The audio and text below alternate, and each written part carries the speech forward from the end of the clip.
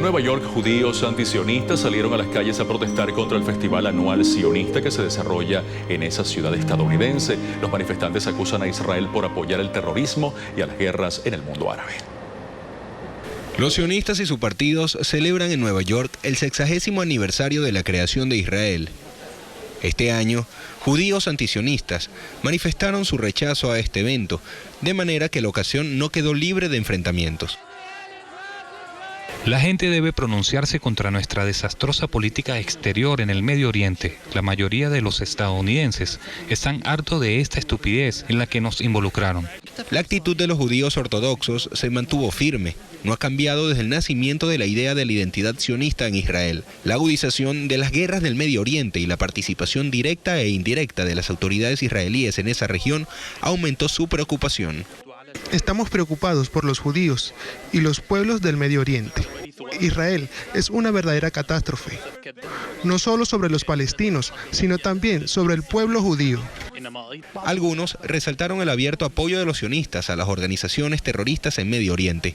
Apoyan al Daesh y el Frente al-Nusra para destruir al mundo árabe y asesinar a los cristianos que luchan contra el sionismo. La bandera palestina fue izada muy alta por los manifestantes judíos para enfrentar las banderas israelíes. Nos entristece ver que todo el pueblo palestino sufre desde hace 67 años. Viven bajo ocupación sin ningún derecho.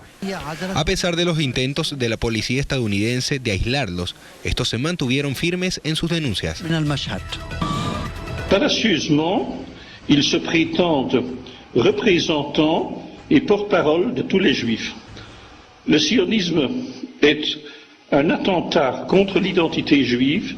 C'est pourquoi il est du devoir de chaque juif conscient de dénoncer envers le monde entier la nature anti-Torah, anti-humaine du sionisme. Le sionisme en général, sa brutalité colonialiste envers le peuple palestinien en particulier, sont contraires à la Torah, à la conduite normale et aux aspirations du peuple juif. Hélas, le sionisme a transformé un grand nombre de juifs en athées et agnostiques, d'autres en racistes sionistes religieux, en fauteurs de guerre et guerriers, et a conditionné un nombre plus grand encore. Cela nous fait beaucoup de peine et jette sur nous la honte que des milliers de juifs pieux, dits charedim, en français les craignants Dieu, se disant même non sionistes, soient impliqués et imbriqués dans l'entreprise satanique sioniste, et ce particulièrement dans les villes de Jérusalem et Bnei Brak. Conditionnés par le sionisme religieux, ils sont arabophobes, islamophobes, sont rendus aveugles à la réalité, acceptent la bribe des subventions étatiques sionistes, participent aux élections, ils fournissent même le maire de Jérusalem. للأسف الشديد الاعتداءات تبع القيام الصهيوني، الجيش تبع القيام الصهيوني ضد الشعب اللبناني، ضد الدولة المستقلة اللبنانية وضد السكان، خاصة ضد السكان جنوب لبنان. هذه جريمة حرب، هذه جرائم حرب. هذه الحرب هي نتيجة غفت الصهيوني بالاعتراف بالحقوق الوطنية الفلسطينية في فلسطين، وبالإضافة هم بينفذوا حرب ضد المسلمين ضد الفلسطينيين في غزة وفي الضفة الغربية وفي القدس الشريف، وبالإضافة هلا بدهم يحتلوا جنوب لبنان. الهدف تبعهم هي كل المسلمين كل العرب سوف يكونوا تحت السيطرة تبعهم. أولا نحن ندين الاختطاف الحكومة الشرعية الفلسطينية اللي هذول الممثلين الشعب الفلسطيني نجحوا بالانتخابات الأخيرة للمجلس التشريعي الفلسطيني. نعم. وهذه الانتخابات كانت قانونية تحت سيطرة تحت إشراف تبع مراقبين دوليين، وهذا الاختطاف تبع الممثلين ابناء الشعب الفلسطيني هو غير شرعي وضد القانون الدولي. انا شخصيا انا استقبلت مع رئيس المجلس التشريعي الاستاذ عزيز دويك الله يحييه، هو حكى معنا اللي أبناء الشعب الفلسطيني بشكل خاص وكل المسلمين فيش عندهم أي إشي ضد اليهود بشكل عام. بالعكس هو ذكر اللي بالوقت اللي المسيحيين ذبحوا بأبناء الشعب اليهودي في أوروبا من حملهم المسلمين نعم. في الأتراك المسلمين الأتراك في المغرب وفي فلسطين خاصة. وقال لي إذا إن شاء الله لما سوف يكون تفكيك سلمي تبع القيام الصهيوني المحتل في فلسطين نحن نعيش مع بعض تحت جناح المسلمين في الاحترام بالسلام وبالتعايش تحت سلطة إسلامية مثل ما كان قبل 100 سنة إن شاء الله. بالنسبة للدين اليهودي نحن لم نعتبر تلك هذول اليهود كيهود. الصهيوني هو كافر لأنه هو ما بيعترف بالأمر الإلهي اللي مكتوب بالتوراة. يا أختي حبيبتي، أول شيء أنت لازم تعرفي الحياة تبع يعود تحت الجناح العرب وتحت السلطة الإسلامية. هذا مش إشي جديد. نحن كنا عايشين مع بعض بسلام وبالتعايش تحت الملك الكبير الخليف عمر بن خطاب والخليف المأمون والخليف عمر علي ابن أبو طالب. وكما في حياة النبي محمد كمان نحن كنا عايشين في السعودية مع بعض مع المسلمين بالتعايش. هذا مش شيء جديد.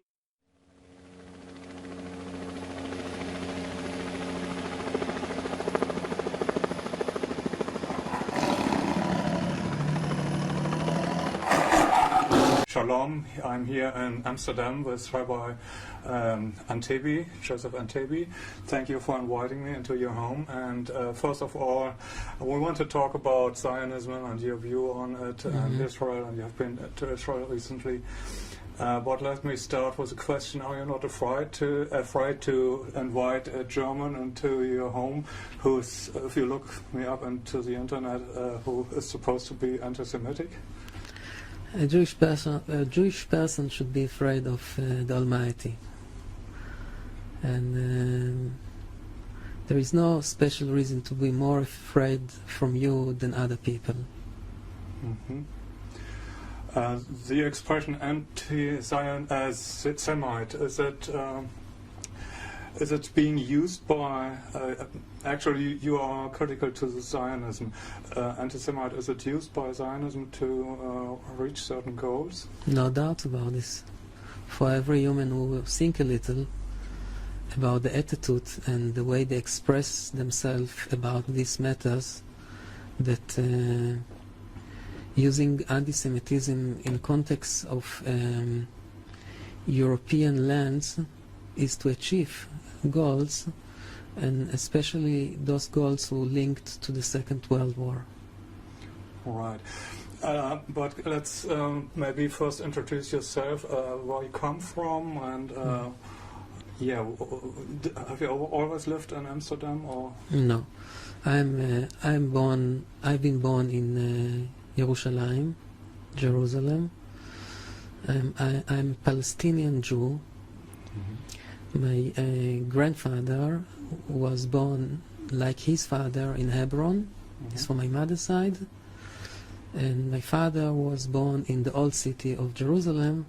And I prepare to show you the birth certificate in which it says that I'm Palestinian. Okay. You probably can take a picture and put it in there so we can show it, of course. Yeah. Okay. Okay, we'll make a picture of that later, maybe. Yeah. Thank you. So, actually, you are Palestinian Jew. You can read it. Yes. Certification of registration of birth, Department of Health, and Palestine. Okay. Yeah. That's weird because we think that Jews only live in the, well, not in Palestine, but in Israel. But before Israel was created as a state, Jews and Palestinians lived lived peacefully together for a long time. Sure. What changed then? Zionism, of course. Zionism is the cost of the unpleasant situation that you have right now in the Middle East, and not only in the Middle East, in the whole world. Okay, can you explain what Zionism is and what the problem is with it? Zionism, it's a political movement which started about 150 years ago in East Central Europe. One of the major figures in the establishment of this movement is Benjamin Ze'ev Tudor Herzl, who was a secular Jew from Budapest, and then he passed to live with his parents in Austria. And he was very far from religious. And he thought that a solution for the Jewish problems will be when the Jewish people will have their own state. He thought to create a secular state like Austria or Germany or Belgium. Mm-hmm. Okay. I have recently been to Israel, and what I heard so far is not much, but I heard that you really were treated very badly there. Can you tell that a little? First of all, it's maybe good to tell you some background. Yeah. Some years ago, in the place where you're sitting, some Zionists came here. Two. One was very strong, and the other one was like the intellectual of both of them. And they come here and they overwhelm me, and they treat me with electric shocks and injections, which break my bones, what make me very sick after it. Until today I'm suffering. The Dutch authorities recognize me as a victim of violence. By Yisrael David Weiss from the Turei Karta, Jews United Against Zionism.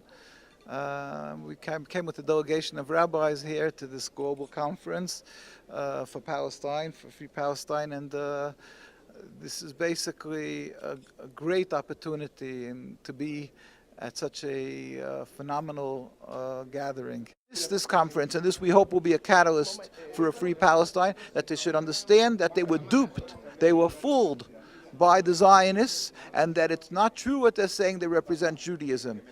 It's representing a nationalist, selfish, flawed movement that was opposed by the Jewish leadership, by the rabbis in Palestine and the world. In fact, I carry documents with me. This is called Traditional Torah Opposition to Zionism. In 1947, a year prior to the ratification of the State of Israel by the United Nations, the chief rabbi of Palestine went with a delegation of rabbis to the United Nations leadership, and I'm quoting him. He said, "We furthermore wish to express our definite opposition to a Jewish state in any part of Palestine." And this is, it's in the United Nations records. We put out a book called The Struggle, Pictorial History of the Struggle of Orthodox Jewry Against Zionism. And you can even see in there the pictures where Rabbi Dushinsky is meeting with the leaders of the United Nations. So this is clear. Invariably, the more the religious Jews community around the world, from Jerusalem, Al-Quds, to Australia, to New York, London, and even in the pockets in the Jewish communities that are very religious in South America, in Latin America. In Argentina, there's a community that the chief rabbi of Palestine helped create. They're all very strongly.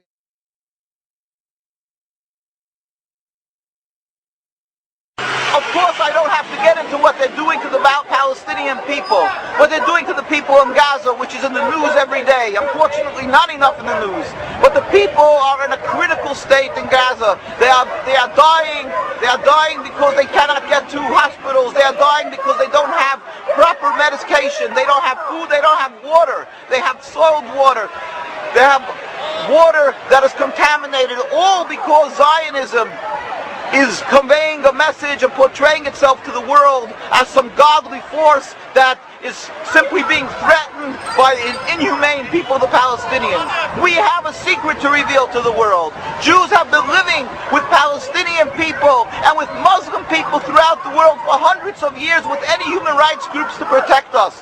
We have no problem with these people. We are, in fact, the most closest in the world in our servitude to the one God, in subservience to one God. And we are thankful, we've been taught to be thankful in our schools for the hospitality and safe haven and friendship that the Muslim people and the Arab people throughout the world has constantly given to the Jewish people throughout the ages. There were no human rights groups, and we didn't have the Inquisition, and we didn't have the Crusades, and we didn't have the Hitler that came from Christian society.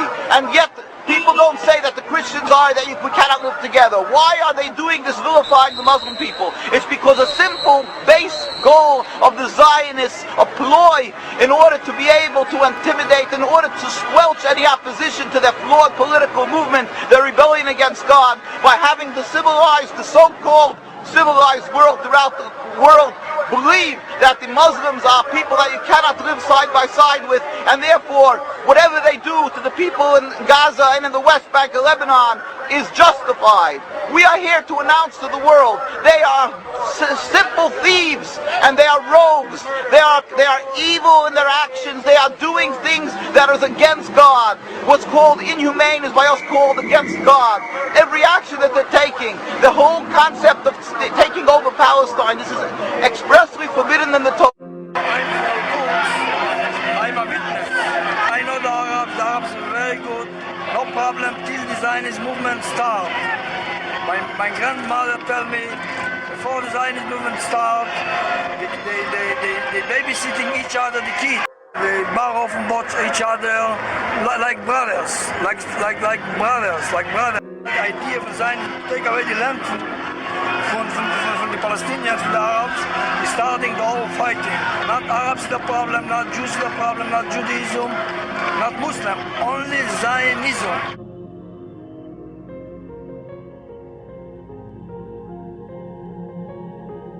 See?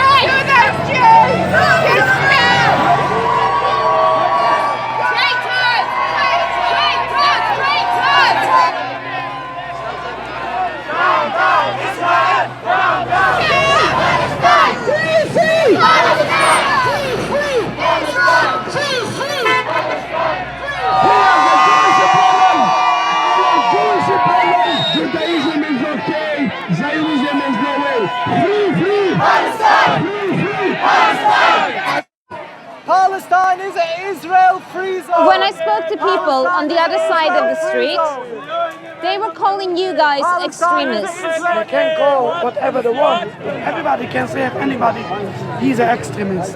Everybody can say that. They compared you to people who would happily strap bombs on themselves, which I thought was quite interesting. Okay. Nobody here, nobody with these protests are coming out with support for violence. Okay. Nobody. We do what we need to do. We know God runs the world and God has advised us what's our duty to do. How can you be against Israel? You can now the Grand Flag. Ashemi, hoya. Velayone, avode, imit. Oy beshil toina koifren, ainone makirem. There are people who do feel that you are legitimizing violence by burning flags and who will also really take offense. It is violent only if it brings violence. It's only a symbol to show total opposition, especially for our youth, to show them this goes in deep into their heart. If you are not enjoying fighting, and of course we are not enjoying burning a flag, but we do what we have to do, we do what's our duty. The Neturei Karta talk about standing up against violence and ending Israeli occupation. But what really motivates them is their uncompromising sense of religious duty. Sometimes their blind faith goes too far.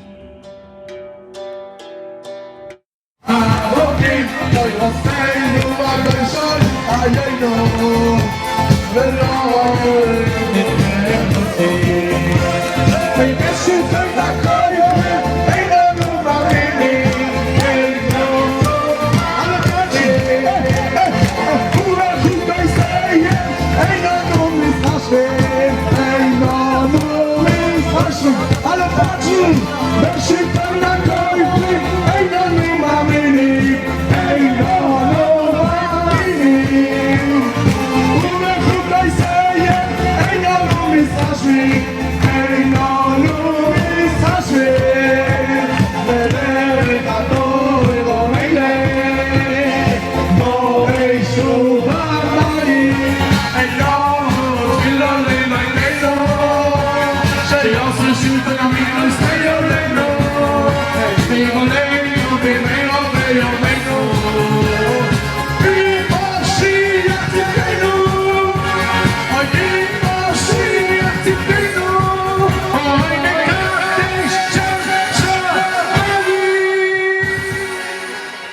Es interesante saber que en un momento dado, afortunadamente, surge en Israel una nueva corriente de historiadores que empiezan a cambiar toda esta mitología que había sido establecida por historiadores, entre comillas, anteriores. Uno de los más conocidos sería Ilan Pappé, que ha escrito más de un libro incluso con Noam Chomsky, muy querido por los palestinos además. Y bueno, sobre tanto los antiguos historiadores como esta nueva corriente, hay un trabajo excepcional que es verdaderamente riguroso y que analiza de forma minuciosa todos estos aspectos de la historia del Estado sionista. Yo os dejaré un enlace a la tesis de la doctora María del Mar Gijón Mendigutia, que si bien a lo mejor podría ser un poco denso, porque claro, es un trabajo académico de un gran rigor y que está saturado de fuentes, pero es uno de los trabajos que más me ha servido para poder comprender con veracidad todo este asunto. Y entonces os dejo el enlace porque realmente vale la pena. Bueno, ella es doctora en la Facultad de Filosofía y Letras en Estudios Árabes e Islámicos, y la tesis se titula Los mitos fundacionales de Israel y supervivencia como legitimadores en la colonización de Palestina, uso y desmitificación.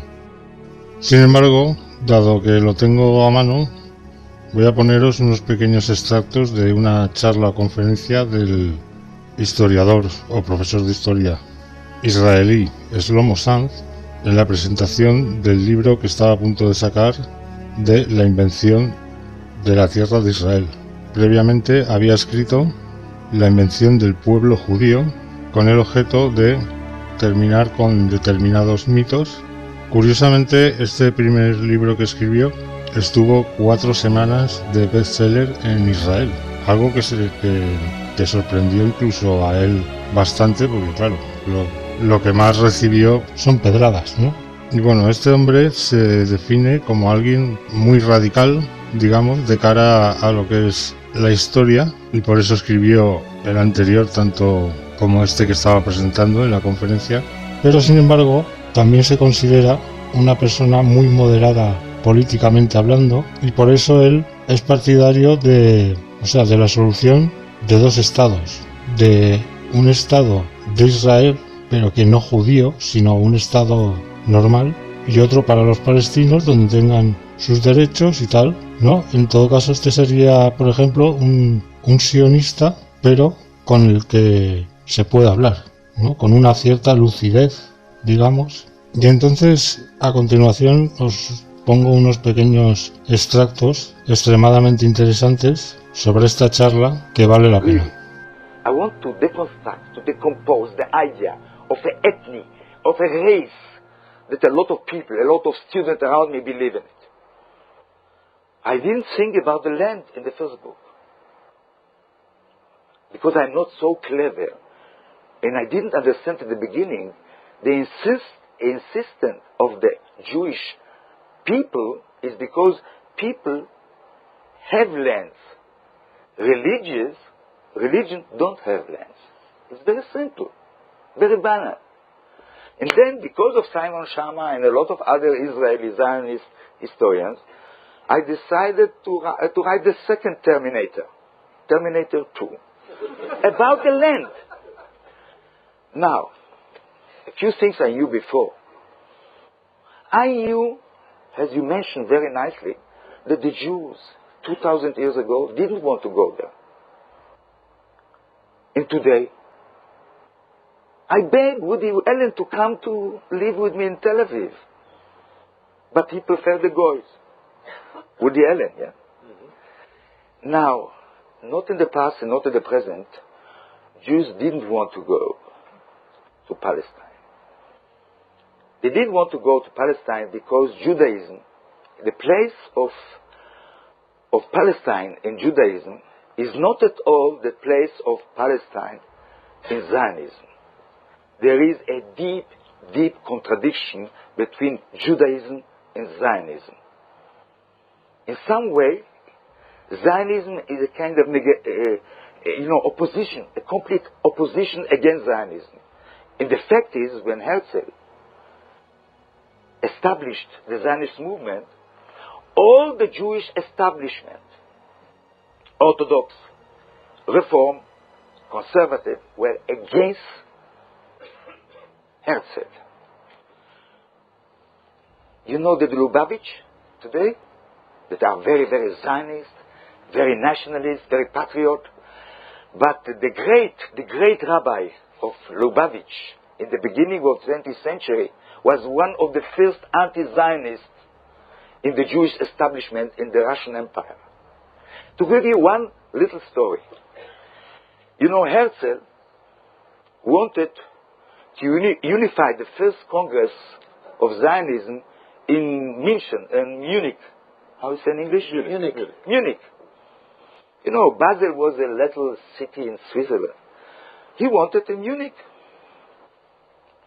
Then he started to prepare the Congress in Munich in 1897. And then a petition. There were 80 rabbis, great, important rabbis in Germany. Between the 80 rabbis of Germany, 78 signed that they will not accept a Zionist Congress on the land of Germany. Only the two of them didn't sign. 75 signed they will not accept a Zionist Congress on the land of Germany. They were between all the important rabbis of Germany. And the poor Herzl was obliged to go to Basel in Swiss. I followed all these steps. I tried to understand the place of the land of Israel and also the word, the concept. The land of Israel is not a biblical concept at all. It's a Talmudic religious concept.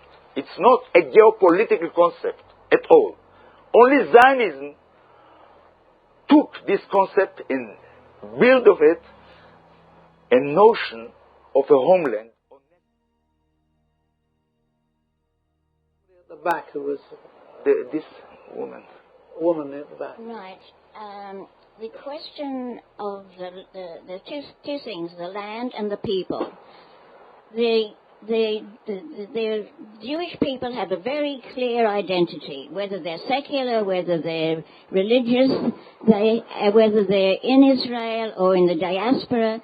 There's something that holds them together and has held them together all that time, in spite of the fact that they haven't had a land, and the world has benefited hugely from those people. And those people, for various reasons in history, have been deprived of a land, and it's time that the world allowed them to have a small piece of the earth. I will answer the woman. No. Before Hitler, most of the Germans from Jewish origin wanted to be Germans. Most of the French from Jewish origin wanted to be French. One moment, I will. Dreyfus was first of all a Frenchman. By the way, I'm putting forward that the first Germans were Jews.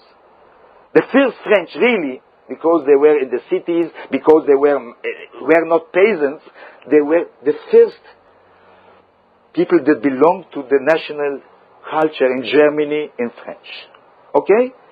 They become very, very French. They consider the Jews that belong to an ethnic or to a race, and I try to show in the book that the Jews are not an ethnic and not a race. They are like everybody else here, a mix of a lot of origins, a lot of colors, a lot of cultures. Bueno amigos, Rafael Patai y Shlomo Sant no son los únicos que afirman que no existe una etnia judía. Esto está respaldado, por ejemplo, por los estudios del genetista israelí Eran El-Hay, si es que se pronuncia así. Ahora, lo que sí existe es un grupo de pseudo-judíos que pertenecen a un origen étnico que se convirtieron a un judaísmo pagano allá por el siglo VIII y que no son para nada semitas, con unas enormes comillas, como explica Arthur Kessler, el historiador, en su libro La 13ª tribu. Muy recomendable, por cierto, y os dejaré un enlace. En la página 21, aparte de lo que podéis ver antes, escribe: esto significaría que los antepasados de estos judíos no procederían de las orillas del Jordán, sino de las llanuras del Volga. No vendrían de Caná, sino del Cáucaso, donde se ha localizado la cuna de la raza aria. Genéticamente estarían más emparentados con los hunos, con los magiares, que con la simiente de Abraham, de Isaac, de Jacob. Si esto fuera así, la palabra antisemitismo carecería de sentido, ¿vale?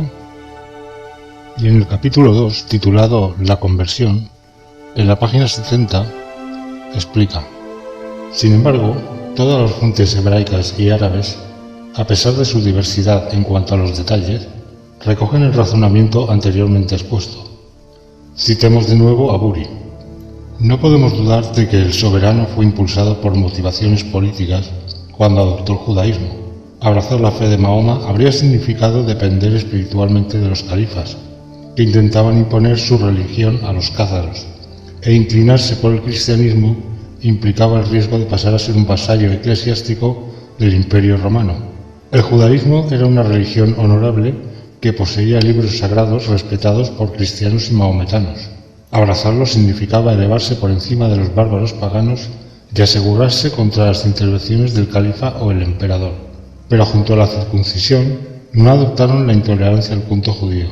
Permitieron a la masa del pueblo conservar su paganismo y adorar a sus ídolos. Claro, precisamente Hertz era uno de estos, y si os acordáis que en su diario ya decía que no obedecía a impulsos religiosos, empezaba una carta a un tal Stefan Zweig diciendo: estoy a favor de la libertad absoluta de conciencia. Todos deben creer en o no creer en lo que quieran. Sé muy bien lo que el judaísmo debe a la ortodoxia, porque esta última, con su firmeza, ha contribuido mucho a la preservación del judaísmo. Pero permíteme esperar que en nuestro Estado, cuando lo logremos, no haya ninguna disputa sobre asuntos de fe entre nosotros los judíos. Cada uno debe servir a Dios a su manera. Dentro de sí mismo debe ser tan libre como desee y como sea capaz de ser. Bueno, pues entonces puedes creer o no creer en Dios. Hasta ahí, perfecto. Pero claro, hay que ser un hipócrita, de aquí te espero, para no creer y al tiempo asegurar que te ha regalado un territorio o un lo que sea, ¿no? ¿Nos parece? Claro, oye, a lo mejor es por esto que las principales comunidades de judíos de Versailles declararon aquello y los de Alemania le dijeron que se fuera con su congreso para implementar un plan colonial a tomar viento, digo. Pero en fin, amigos, como ya me he pasado mucho del tiempo que tenía pensado, os voy a poner un texto narrado que pertenece a las páginas de la 197 a la 203 de un libro titulado El Hijo del León, síntesis de la teoría indoaria del avatar, de Ibn Asad, porque hace un resumen tremendamente ilustrativo.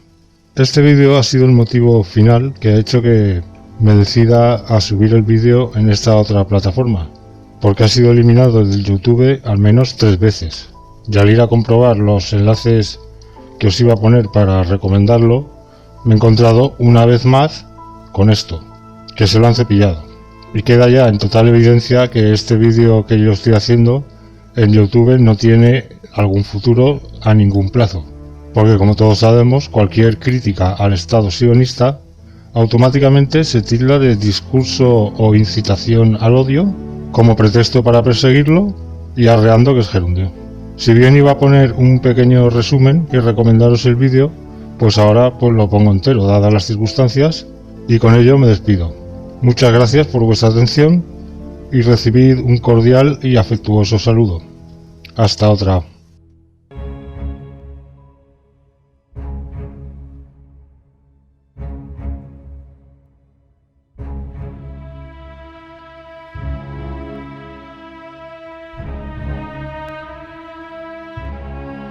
existen registros históricos de un pueblo llamado en crónicas pali los Bakis, los hijos de vaca, que en las crónicas chinas se llaman Xiongnu, una tribu nómada bárbara de origen incierto, quizás Mongolia, que irrumpió en el Punjab del siglo V de nuestra era como los Heftalitas. Estos Heftalitas del siglo V eran una rama de los hunos, una confederación de varias tribus nómadas, algunas de las cuales estaban avanzando sobre Europa Oriental en ese mismo contexto histórico.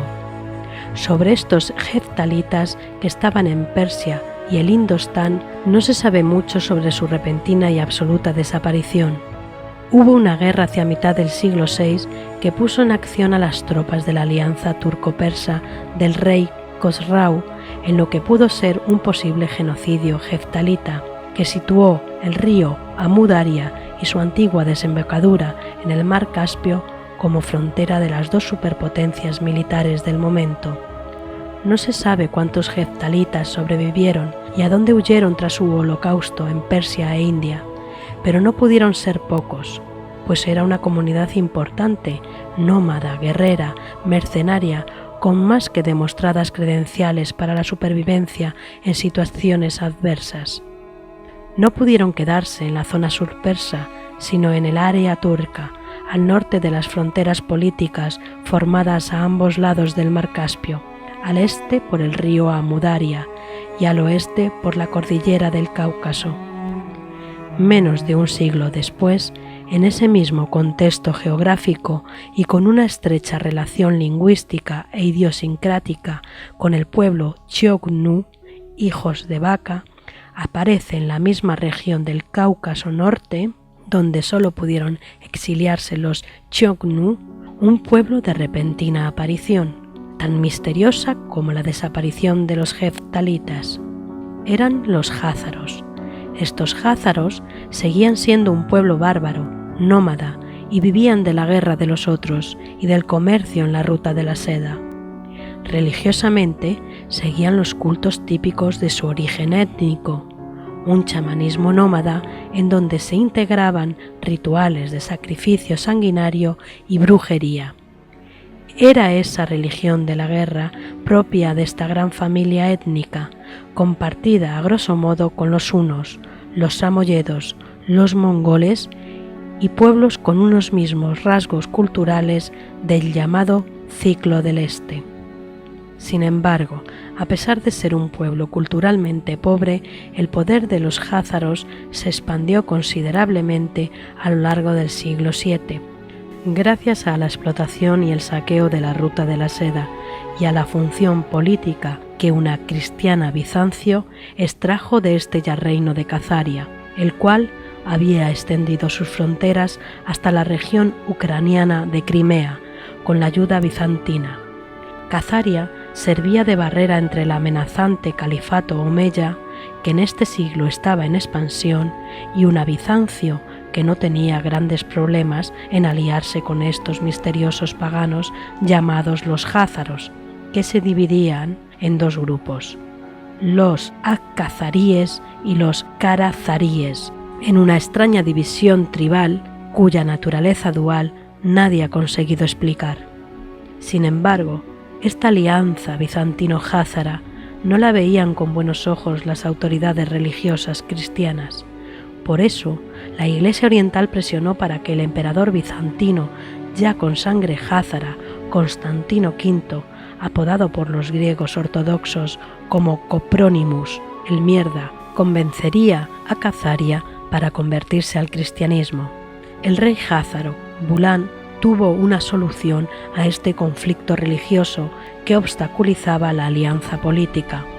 Se inventó un origen étnico vinculado al antiguo pueblo hebreo, y en vez de convertirse al cristianismo, lo que iba a resultar imposible, ni siquiera a un aparente nivel nominativo, se convirtió a un judaísmo sui generis que iba a mantener intacta la raíz pagana, sacrificial, brujo-chamánica de la antigua religión házara, y así Aparecieron unos neojudíos a mediados del siglo VIII que por supuesto no tenían nada que ver con los judíos de Judea ni con nadie de este entorno religioso.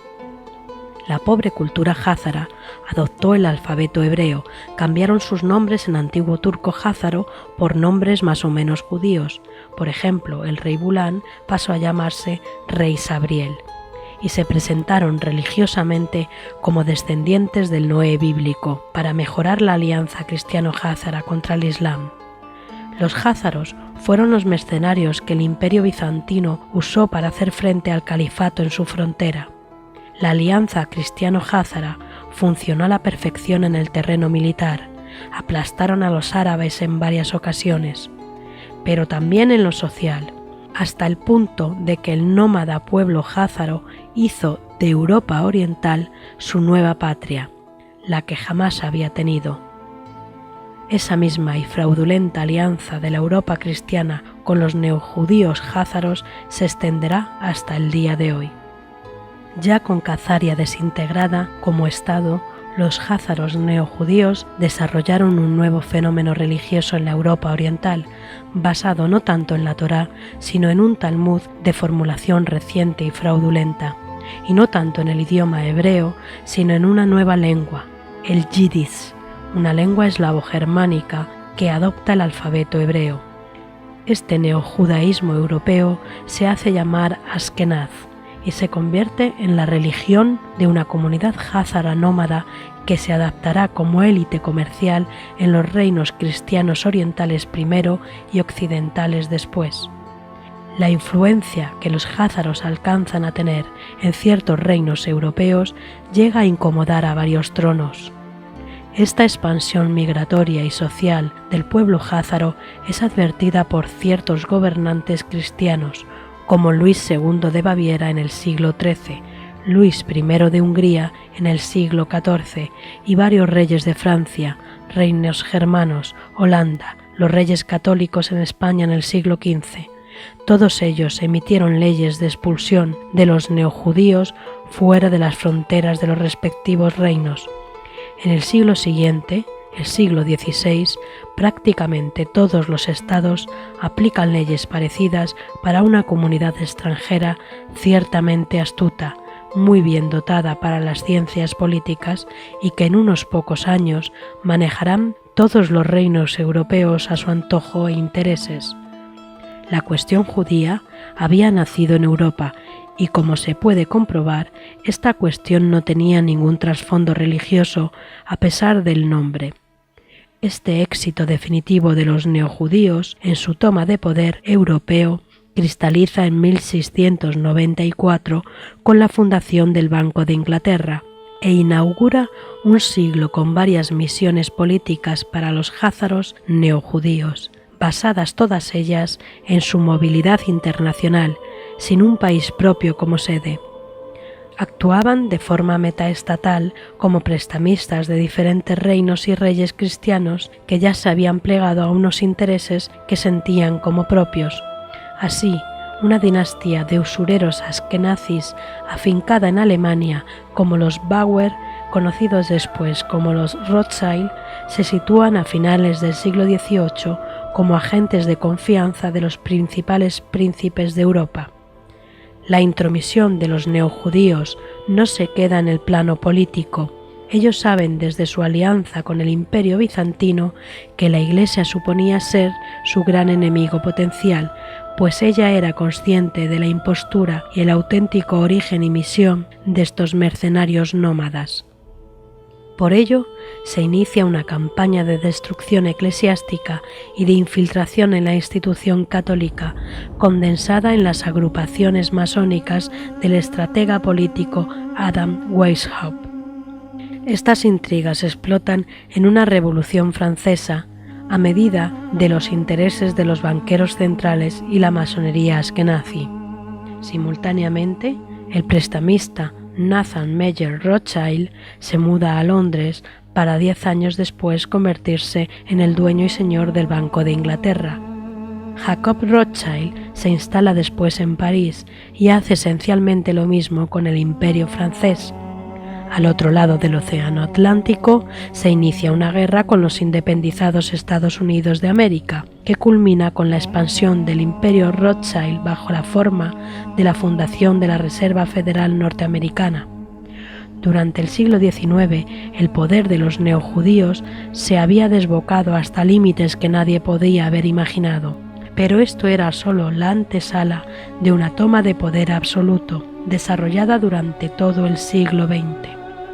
A finales del siglo XIX, en las que nazi Theodor Herzl elabora las teorías que se iban a poner en práctica a través de las horrendas guerras y revoluciones que se inauguran con el siglo XX.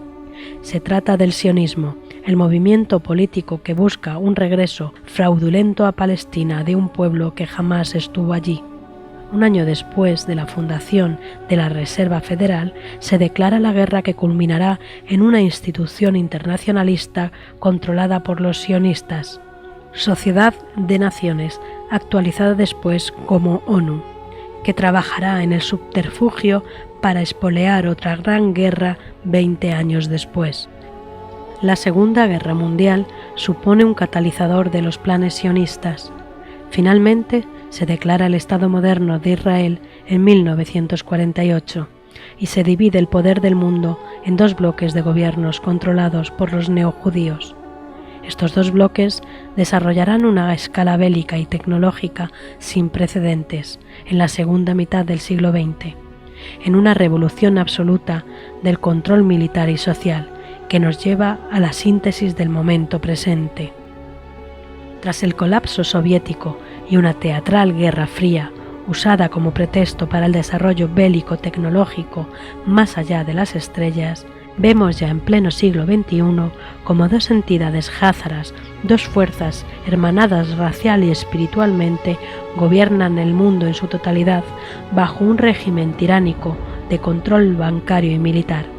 Dos fuerzas perfectamente identificables como OTAN con Estados Unidos y la Unión Europea a la cabeza, y la Alianza Euroasiática encabezada por la Federación Rusa y China, en paz teóricamente a través del Consejo de Seguridad de la ONU, pero en pugna práctica constante por el control de países fronterizos geoestratégicos, tanto en Oriente Medio, por ejemplo ahora Siria, como en Europa Oriental, por ejemplo Ucrania y Turquía, como en la esfera de pugna China occidental, Tíbet, Corea, sureste asiático. Un mundo bipolar en manos de dos entidades bárbaras que se reparten todo cuanto existe en la Tierra. Un mundo gobernado por un monstruo bicéfalo surgido de las orillas del mar Caspio y que dispone de un poder tiránico global. Este es el nuevo orden mundial, identificable hoy en día. Any one of the Syrians I have met would speak more eloquently about the conflict than I ever could. Nearly 4 million Syrian refugees are victims of a conflict they have no part in. Yet they are stigmatized, unwanted, and regarded as a burden. So I'm here for them, because this is their United Nations.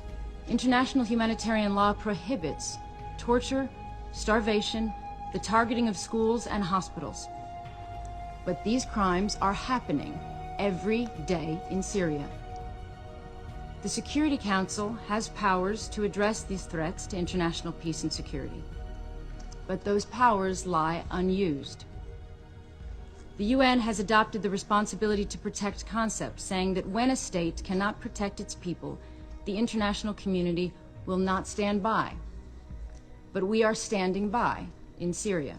It is sickening to see thousands of refugees drowning on the doorstep of the world's wealthiest continent.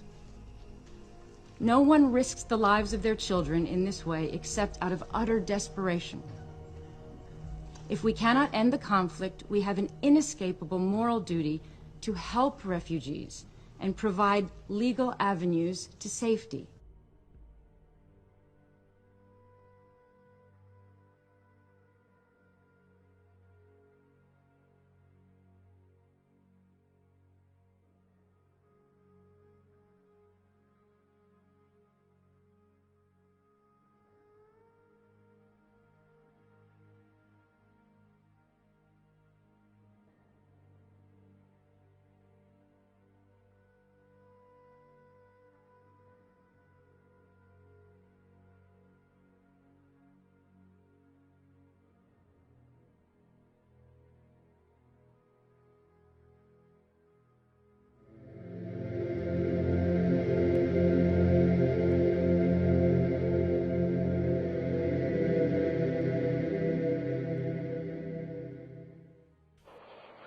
before approaching the exit, the sortie, I decided that I don't want to belong to exclusive clubs, only to inclusive clubs, that everybody can join the club.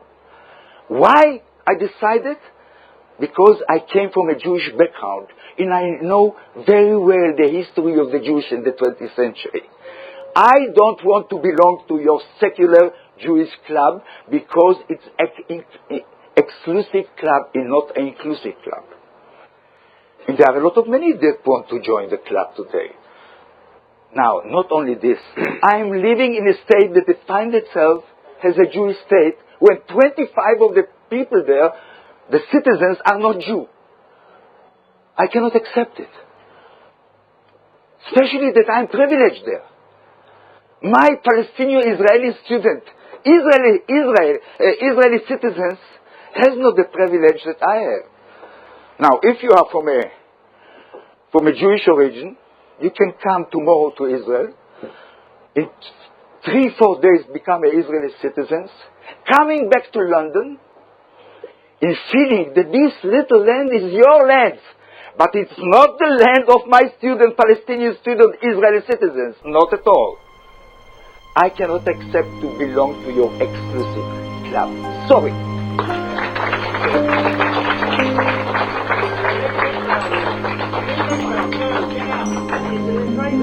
I'm Israeli. Can I just say one thing? I want to make Israel a state like Britain, a state of its citizens. All the citizens, not from the chosen, your chosen